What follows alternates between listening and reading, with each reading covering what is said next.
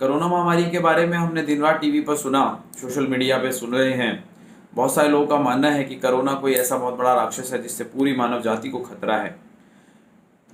इस बात से कुछ वैज्ञानिक, बड़े बड़े प्रोफेसर्स, डीन्स, साइंटिस्ट इस बात से इत्तेफाक नहीं रखते हैं मेन स्ट्रीम मीडिया से।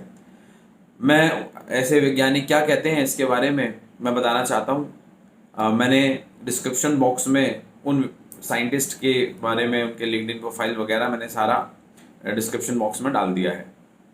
तो आइए हम देखते हैं कि ये वैज्ञानिक क्या कहते हैं। पहले हैं डॉक्टर जोएल कटनर। डॉक्टर कटनर प्रोफेसर हैं कम्युनिटी हेल्थ साइंस और सर्जरी के मोंटेवा यूनिवर्सिटी में। फॉर्मर चीफ हेल्थ ऑफिसर रह चुके हैं मोंटेवा प्रोविंस में, और मेडिकल डायरेक्टर हैं international centre for infectious disease के। ये कहते हैं मैंने ज़िंदगी में ऐसी कोई चीज़ कभी भी नहीं देखी।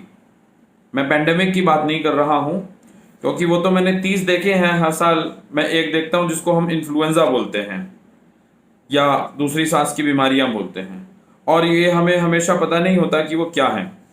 लेकिन मैंने कभी भी ऐसा रिएक्शन नहीं देखा, और मैं समझने की कोशिश कर रहा हूँ कि ऐसा रिएक्शन क्यों हो रहा है।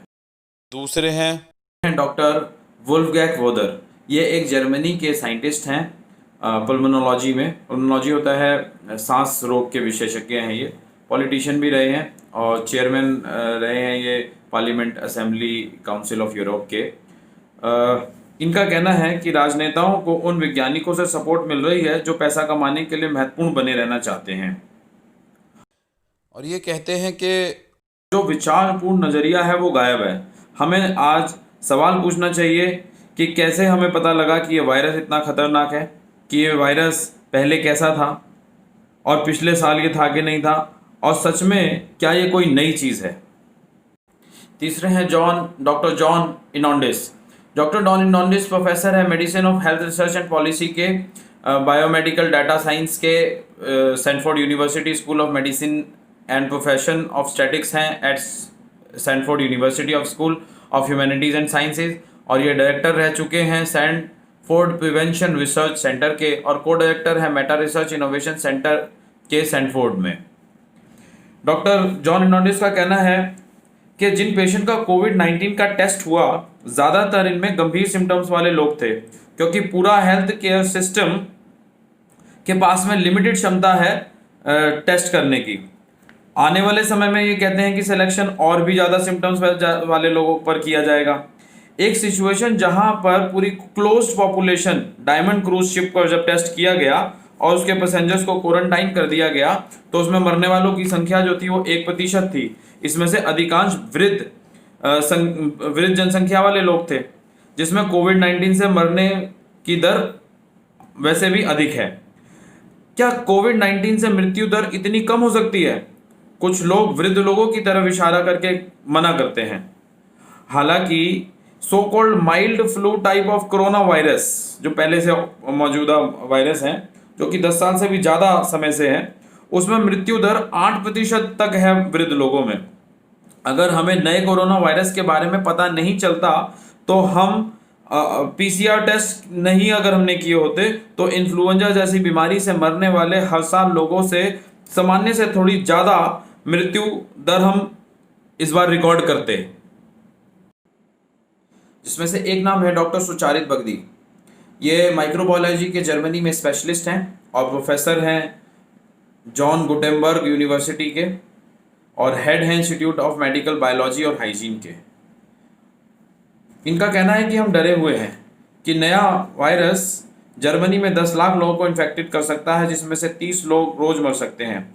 लेकिन हम ये रियलाइज़ नहीं कर रहे कि मौजूदा कोरोना वायरस से 20, 30, 40, 100 लोग पहले से ही मर रहे हैं। सरकारों के कोविड-19 के लिए गए निर्णय बहुत ही डरावने, बेहुदा और खतरनाक हैं। लाइफ एक्सपेक्टेंसी लाखों लोगों की कम हो रही है। दुनिया की अर्थव्यवस्था भयभीत करने वाले असर से गुजर रही है, जिससे अनगिनत लोगों का अस्तित्व खतरे में पड़ गया है, और ये सारे तरीके आत्मघाती हैं, सामूहिक आत्महत्या जैसे हैं, जो कि सिर्फ एक काल्पनिक भय पर आधारित हैं। तो दोस्तों, मैं बहुत स्ट्रांगली मानता हूं कि कोरोना वायरस एक उतनी बड़ी महामारी नहीं है जितनी की सोची गई थी। कहीं ना कहीं दुनिया की सरकारों से कुछ चूक हुई है, जिसके अंतर्गत लॉकडाउन कर दिए गए और आर्थिक पूरी तरीके से स्थितियां जो हैं वो ख़राब हो गई हैं। हमें ये डाटा इतना ज़्यादा लगने का जो रीज़न्स हैं, उसमें पहला रीज़न है कि हमें टेलीविज़न मीडिया, सोशल मीडिया पर बहुत ज़्यादा हम देख रहे हैं। दूसरा इसका मेजर रीज़न ये है कि इसके अंदर मरने वाले जो लोग हैं, उनकी जो ज़्यादातर जनसंख्या है वो वृद्ध लोग हैं। तीसरी बात बहुत इम्पॉर्टेंट ये है कि अगर किसी को कोई भी और डिज़ीज़ है, जैसे कि किसी के लंग्स में कोई ख़राबी है, लीवर में ख़राबी है, किडनी में, या किसी भी और ऑर्गन में ख़राबी है, कैंसर है किसी को, और वो मर जाता है, और साथ में वो कोरोना भी, उसको अगर कोरोना भी पॉजिटिव है तो उसकी डेथ जो है वो कोरोना में ही रिकॉर्ड हो रही है, जबकि वो कोरोना के साथ मरा है, कोरोना की वजह से नहीं मरा। इसके अलावा सस्पेक्टेड केस भी बहुत सारे हैं। अगर आप किसी पेशेंट को कोई अस्पताल लेकर के गया और वहाँ पर पहुँचने से पहले या पहुँचते ही उसकी मृत्यु हो गई, जब तक कि कोरोना टेस्ट का कोई रिजल्ट नहीं आया था, क्योंकि पहुँचते ही सबसे पहले कोरोना का टेस्ट किया जा रहा है। और अगर किसी आदमी की मृत्यु हो जाती है जब तक टेस्ट नहीं आया है, तो आपको जान के हैरानी होगी कि उसको भी कोरोना सस्पेक्टेड के अंदर ही रजिस्टर किया जाता है। And that is part and parcel of the data we are watching on television. और सरकार के द्वारा लिए गए कई सारे निर्णय, जैसे कि ऑल्टरनेट डेज़ पर गाज़ियाबाद में शॉप्स खुलती हैं, या 9 बजे के बाद में कर्फ्यू रहता है, तो ऐसा कहीं रिकॉर्ड नहीं किया गया कि 9 बजे के बाद ज़्यादा कोरोना फैलता है या ऑल्टरनेट डेज़ पे। बल्कि ऑल्टरनेट डेज़ पे दुकान खुलने से ज़्यादा लोग उस एक दिन, वीक में 2 में से एक दिन में ज़्यादा लोग जाते हैं, जिनको रात में कहीं पर जाना है वो भी दिन ही में चले जाते हैं। तो उससे इनफैक्ट भीड़ ज़्यादा बढ़ रही है और उससे कोई भी लाभ नहीं हो रहा। इसलिए मैं इस वीडियो के माध्यम से मीडिया से, सरकार से, लोगों से ये अपील करना चाहता हूँ कि कोरोना से इतना हम भयभीत ना हों, बल्कि हम इकोनॉमिक फैक्टर को अपने ठीक करने के बारे में पूरी तरीके से सोचें कि जो इतने सारे लोगों की नौकरियां चली गई हैं, इतने सारे लोग जो भूख से मर रहे हैं, आत्महत्या कर रहे हैं, उनके लिए हम क्या कर सकते हैं और हम खुद भी स्वावलंबी कैसे हो सकते हैं। अगर आप जानना चाहते हैं कि इकोनॉमिक फैक्टर किस तरीके से हम इसको ठीक कर सकते हैं अपने इंडिविजुअल जीवन में भी और कलेक्टिव जीवन में भी, तो उसके लिए एक फ़िलॉसफ़ी है जिसका नाम है प्राउथ फ़िलॉसफ़ी। अगर आप उस प्राउथ फ़िलॉसफ़ी को जानना चाहते हैं तो keep my channel subscribed and press the bell icon. मैं आपको उसके बारे में नेक्स्ट वीडियो में ज़रूर बताऊंगा, बहुत सिंप्लीफाइड वे में। Thank you. मुझे बहुत कष्ट होता है उन लोगों के लिए, हालांकि जिन लोगों ने कोरोना वायरस में अपनी जान दी है, उनके परिवारों के लिए उनसे सहानुभूति है, लेकिन उनसे कहीं गुना ज़्यादा लोग आज आर्थिक कष्ट की वजह से उनके भी जीवन पे संकट आ गया है। 14 करोड़ लोग, अगर हम देखें कि कोरोना से मरने वालों की संख्या अगर आज 10-15 हज़ार है तो वो आती है 0.0008%।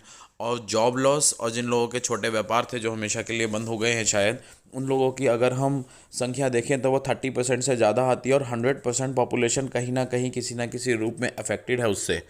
मुझे बड़ा कष्ट होता है जब मेरे दोस्त मुझे फ़ोन करके कहते हैं कि उनकी नौकरी चली गई है, या फिर उनकी सैलरियाँ 3-4 महीने से नहीं आई हैं, और आ भी रही हैं जिन लोगों की सैलरियाँ तो 60% ही आ रही हैं, 40% 30% कट के आ रही हैं। तो कहीं ना कहीं ये बहुत बड़ी समस्या जो थी वो इकोनॉमिक फैक्टर हमारे लिए आज एक ज़्यादा भयभीत होने की ज़रूरत है हमें इकोनॉमिक फैक्टर से।